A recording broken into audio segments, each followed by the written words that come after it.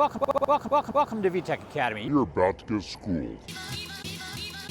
What happens in Vegas stays in Vegas, like my money did at the craps table. Ding ding, slot machines ringing, the roulette wheel in my head is spinning.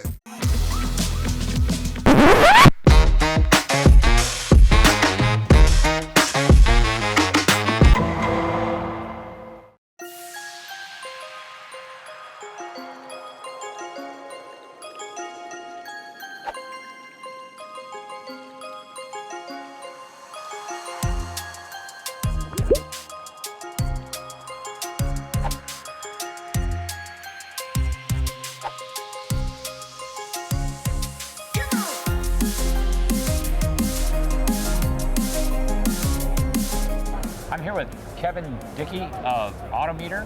I understand you recently won a SEMA award for one of your gauges. Can you tell us about it? Yeah, I helped Autometer with a boost controller. Recently won the award for a straight performance product. Basically, it gives you your standard high-low boost where you can switch between the two with the press of a button. It also gives you boost by RPM and boost by gear. We also include data logger output, so you can data log with the signal from your map sensor. No additional sensors needed for your data logger. And then we also have Pro Control output, allowing you to control auxiliary electric devices using the boost controller. Now, is this a totally enclosed system? I mean, closed loop, so to speak? Yeah, it's all self-contained within a 2 1/16 inch gauge. No external modules, no controllers, anything like that. It's all programmable right through the gauge. Programmable through the gauge. Wow. So basically, there's a readout on the gauge that gives you, that allows you to program by hundreds of RPM, thousands of RPM? We go by every 500. That way you could control exactly what your power curve looks like. We've done some quite extensive testing with it, and we like the results, and looks like we're going to be releasing it very shortly. It helps street cars, so you're not spinning tires all the time. Helps for drag cars, so you can launch hard without braking axles or spinning wheels, and then lets you get into the power later on. And it also helps for road race cars, guys who downshift into the turn, get out of the turn without spinning your wheels, and get your power on the straightaways. Excellent, excellent. What's this product going to price come in at? Right now we're looking at a price point of $499. It's under what other products are on the market that have similar features, so we think we're at a very good price point for it.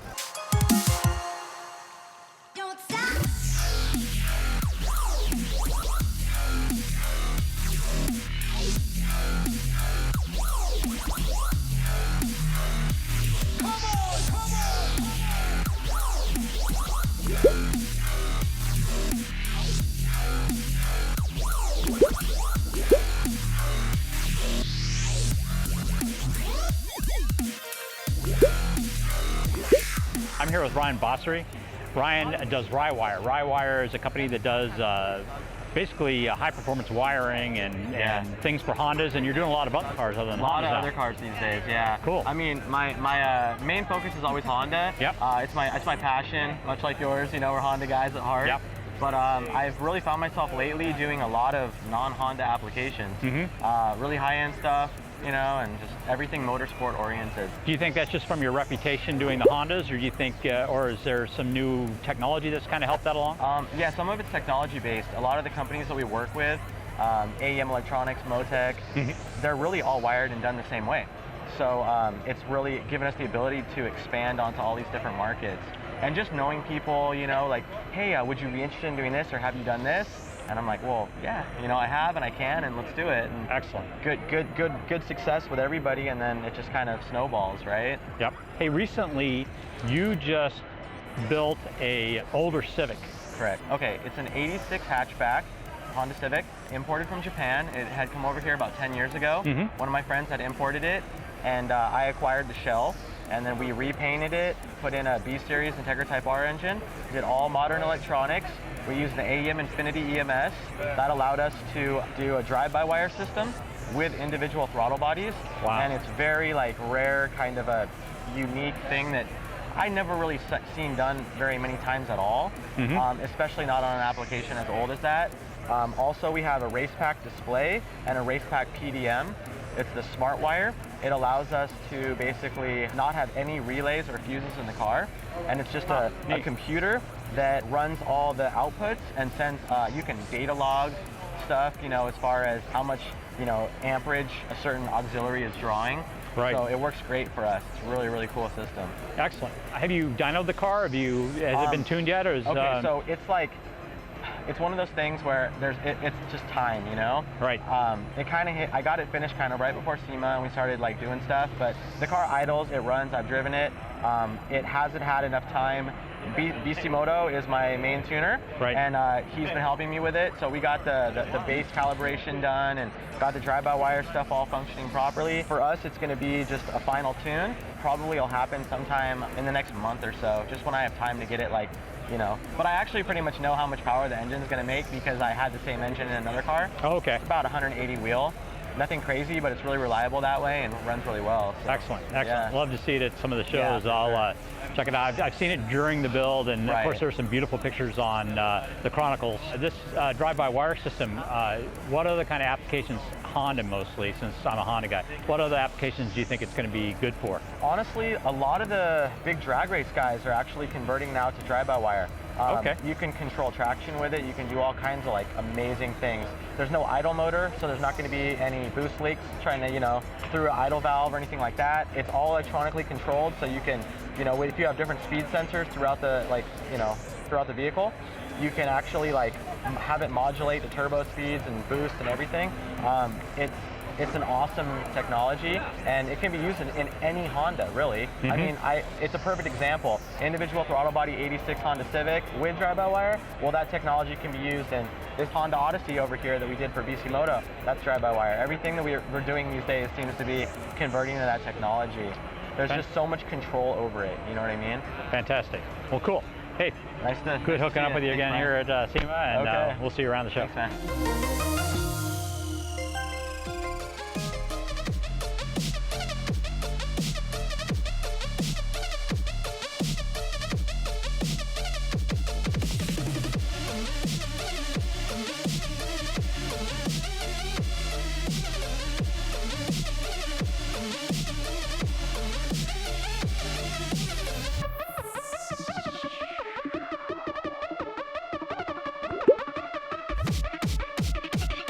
So I'm here with Robbie Galwani, and we're here at CSF Radiators. And recently, we teamed up to come out with a K-Series swap radiator that's now on the market. This radiator is actually a direct drop-in for Integras, but one of the reasons we chose CSF is due to their design of their radiator cooling.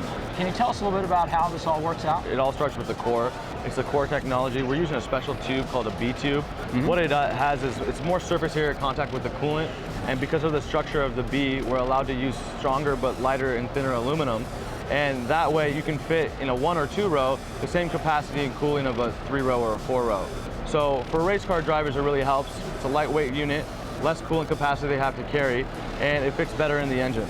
Are there any other new products that are coming out anytime soon? Yeah, we have a lot of new products for the BMW market. We got some E46 and E92 stuff. Mm-hmm. We're also branching out into oil coolers and intercoolers. And intercoolers, yeah. Yes, you know, everything's kind of going into 4-cylinder turbocharged applications, and everyone's kind of getting away from the V8s if it's due to, you know, emission laws or whatnot. More turbochargers out there means more intercoolers. I noticed on some of your intercoolers you had the oval tubing, which I think works a lot better for the performance guys. Yeah, you know, North America customers typically like the bar and plate coolers, but that's also very heavy, and sometimes it's better to go to an extruded tube with lower pressure drop, and it's lightweight, and that sometimes helps better. It fits the application more.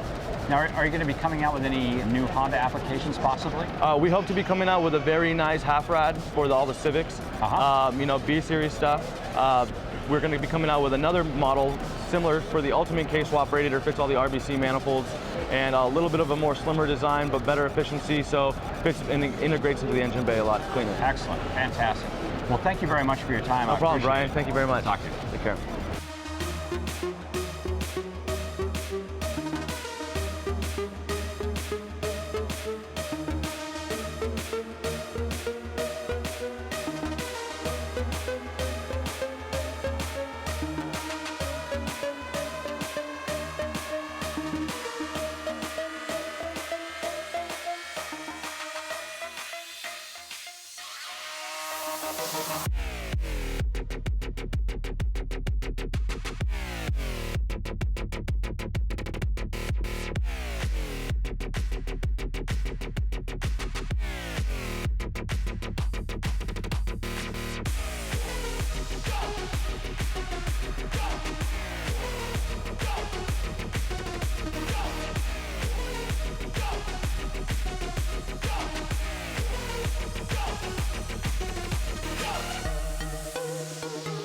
All right, we're here with Morgan Jade. Morgan, what did you bring to SEMA this year? I brought a Little Red Woman. We have Little Red Riding Hood, who's been kind of hiding out for about 3 years, and she's finally here to debut with Turbo by Garrett. Obviously, the last time you had the car out, it was way different. Way different, completely. So what changes have you made?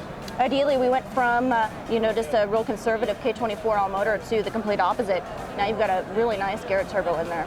Still K24, but you got some boost now.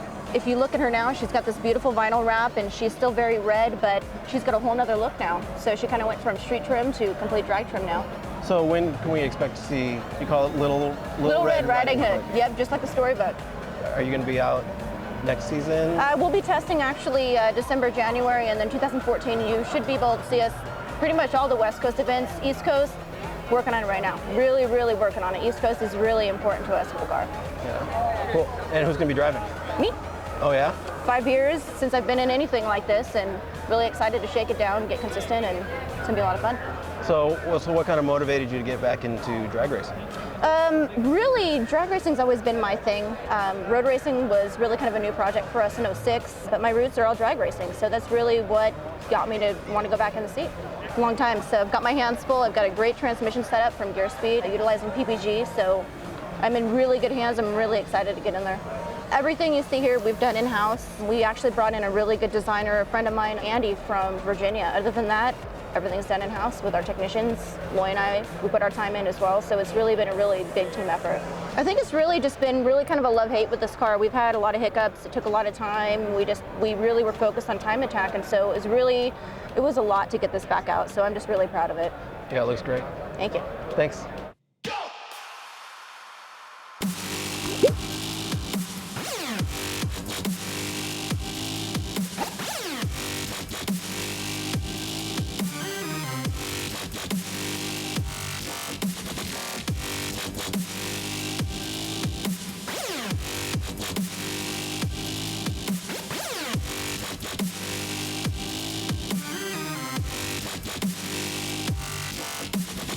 Hey there, I'm here with Matt Willemzig of Hondata, and basically come by just to see what's new. One of the products I really like is their new traction control. Can you give us a general overview of how your traction control system works? Yeah, it basically takes the wheel speed sensors from the ABS sensors that are on, I'd say about half the cars or more, and just taps into them, uses those, and detects whether or not you're getting spin, front or rear, and also when you're turning. And then if need be, pulls timing up to a certain point, and if that's not enough, it can actually pull individual cylinders. So you can actually get traction and then go. Now, does your car have to come equipped already with ABS in order for this to work? No, you don't actually have to have ABS, but you have to have the ABS sensors. Okay, so I know there's two different types of sensors with the Honda cars. There's the passive and there's active. Active is in like the 2006 Civics and some of the newer cars. The S2000s, I think, all still use the older style, so it's kind of mixed between the two, but our system can handle both. One of the things that appealed to me about this system is really adjustable. I know there's a knob on the dash that you can turn. There's actually a knob. Yeah, you can use the knob. You can actually set settings in the software for what the different positions of the knob do. But then you can also have all the other settings in the software that control what the box is doing based on how much slip, how little slip, and dialed in perfectly for your application. Excellent. Now you've used this for road racing, correct? I've used it once road racing and also on my street car. On the track, road racing, it was amazing. I mean, everybody else, they'd have to lift or they're doing things to try and stay on the track, whereas I could just foot down and go. One of your employees, Javier, has this on his drag car. How has that been working out? Because that's a lot different than road racing or He's still trying to fine tune it and work on it. In fact, we're working on changing the software a little bit so there's more settings for the drag racers because they require a lot more slip than street or road race. I mean, they live on slip because if it's not slipping, they're breaking stuff. Right, exactly. They need to have that. But we're working need the tire on to give rather than the teeth on the gears. Exactly. Like that. Or axles or yeah. Anything that breaks. Yeah. So well, I actually watched him at Import Face-Off in Tucson, and he was really consistent. He was within probably a tenth every time of his time, and he looked like it was working very well for him at that point. Between the traction control and the actual tuning, it's night and day difference for him. So. Well, excellent. Well, thank you very much for your time. All right.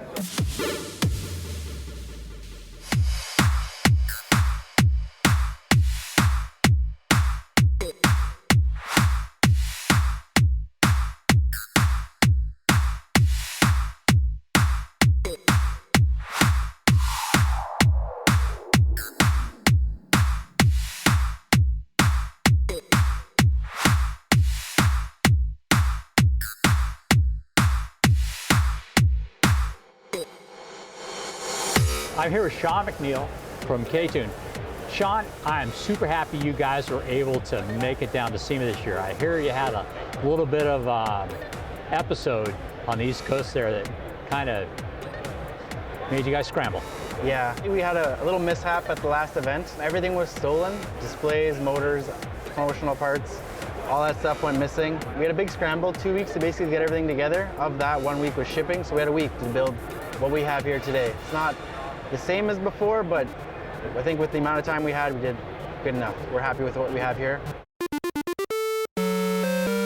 These things are super popular with the K-Swap guys, and that's really where you make your products for, is the K-Swap guys. This whole board essentially is shifting products from our simple street no cutting shifter, our drag billet shifter, plates to mount it, H-series adapter, lockouts for our drag race guides, which is a very, very big seller, this one, and then this one here. We even have a B-series shifter because there's a little love for the B-series. Shift knobs, then this piece here is unique. This one was designed for Spoon Sports themselves, for one of their race cars actually. Was it something that Spoon requested specifically, or was it something you guys just decided you wanted to do because they were a new customer? It was a mix of both. They really liked this shifter and they wanted one for their race car. We also wanted to redesign this slightly.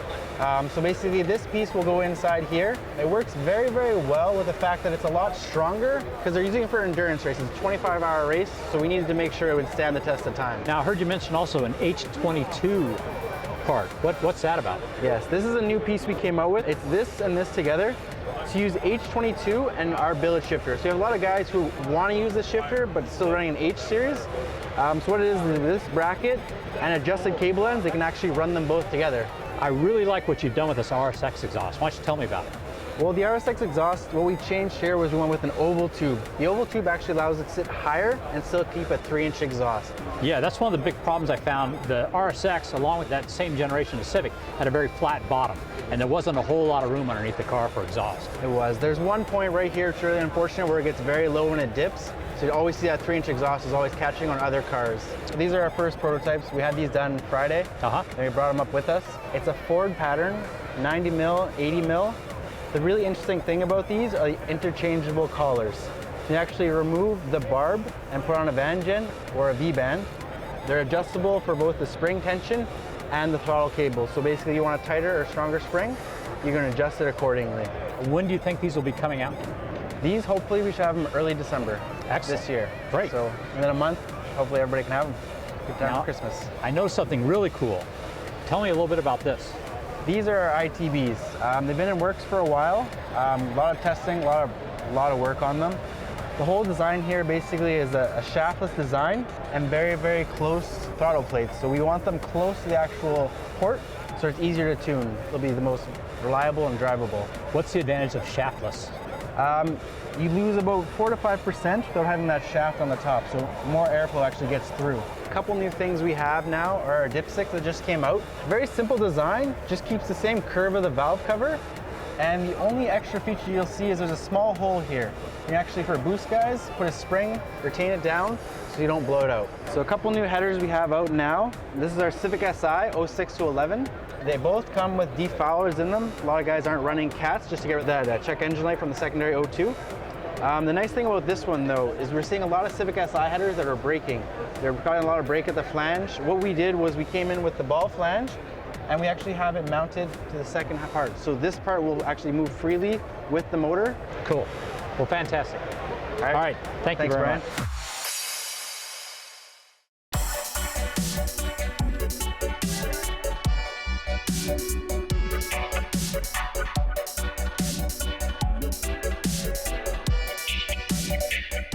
We're here with BC from Bisimoto. That's correct. How you doing? I'm well, how are you? Good. Excellent. How's the show going for you?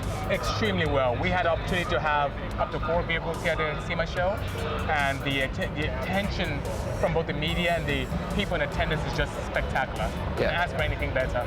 All right, so we're Nachospeed Garage. So yes, absolutely. we are interested in this right here. No worries. Can you tell us a little bit about the Sure. Odyssey? Right behind me here is a 2014 Odyssey minivan. And it's a very exciting project for us indeed, because it's very different from anything we've ever done. I now have a young family. I just had a daughter recently, and the key thing is that I do love speed. I do love going fast. I do love Honda. So what could I do to really haul my family around, have some fun, and still be the cool dad that I like to be? Well, by building a crazy 4-digit minivan. The engine, as normal, is a focus for me, and I've had the opportunity to modify almost every aspect of the power plant itself. It has a J35 engine in there from factory. On my dyno made about 206 real horsepower factory form with the automatic transmission. We now have a 6-speed manual transmission with an incorporation of factory mounts and a Hasport mount as well to be able to fit it in very nicely into the chassis. Fully built engine, sleeve block, valve train, pistons from areas, steel rods, you name it. No stone was left unturned. And with that, we're able to eclipse the 1,029 mark, which is very exciting for us. The head, it really is the highest potential for power. And the J-Series head is very, very appealing. Yeah. To be able to really orchestrate the camshaft, which we have a custom nature, and the valve train, we were able to incorporate a mid-frame turbo from Turbonetics that really has the opportunity to compress the air and provide us a lot of power. And as we compress air and temperatures rise up, with a custom core from Turbonetics as well, with custom end tank from Bisimoto to cool down that instant charge, to allow us to really keep all the safety measures in check. This is in excess of 4,000 pounds. But it's a good looking 4,000. It's a good looking 4,000 pounds. You have 4,000 that looks heavy, and then you have a good looking. There you go. Thank you. Thank you very much. Thank you.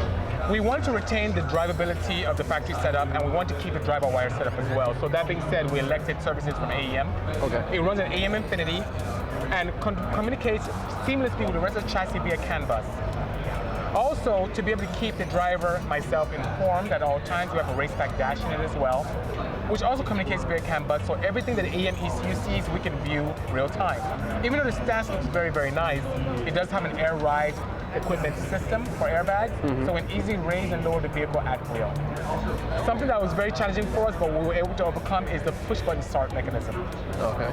A standard van, a base model, will have a key entry, which is very easy and very easy to wire up, but with the protocol for the push button with all electronics behind it, it posed a bit of a challenge for us at Bisimoto Engineering, and also for Wire, who helped us with the right wiring harness, but we're able to overcome that with a little bit of ingenuity per se. So I'm very proud of her. She makes power, she looks great. The interior is by SOS Designs. Okay. And something that's very, very nice indeed.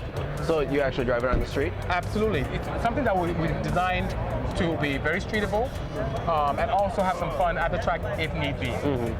There's no need in making tons of power if it's not reliable. Exactly. And I'm very happy that even with the Earth Dreams engines from Honda, that we're able to have a very solid platform to build horsepower from. It's a great tuner engine. The J-Series is a fantastic piece of engine. I know somebody that would throw that into a Civic. I kind of know someone too. Is it Brian? Yeah, one of those guys. Now, wait, who would win in a race between this and your wagon? Ooh, that'd be a good video. Why don't we explore that? That'd be very good. Power to weight ratio? The wagon. The wagon. Yeah, power to weight ratio.